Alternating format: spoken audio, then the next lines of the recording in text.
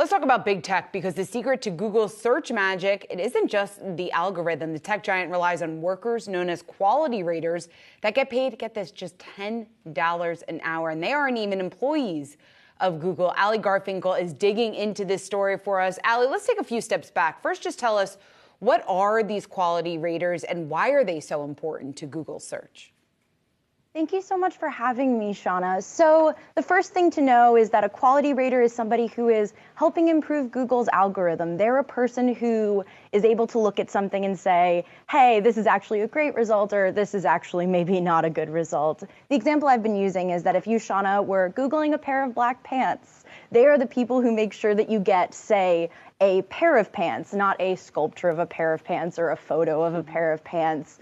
And it might sound like these people work for Google, but as you said, they don't. Christopher Cawley is the name of the rater that my story focuses on. And for the last 5 years, all of his work has been for Google and Google products, but he is not an employee. He's instead working for a subcontractor called Rater Labs. He makes $10 an hour, and he is not considered part of Google's extended workforce. And the situation sort of begs this interesting question: if all the work a rater does, should someone like them be considered a Google employee?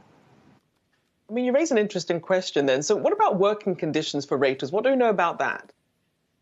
So their working conditions are in some ways a lot like yours or mine, working from home. They wake up, they go to their computers.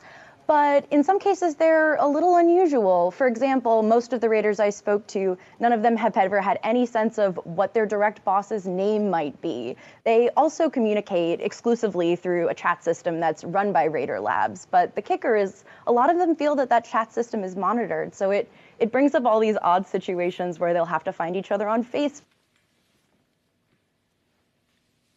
Looks like we lost Allie there. But Allie Garfinkle, thanks so much for bringing that story to us. And you can catch more of that on yahoofinance.com.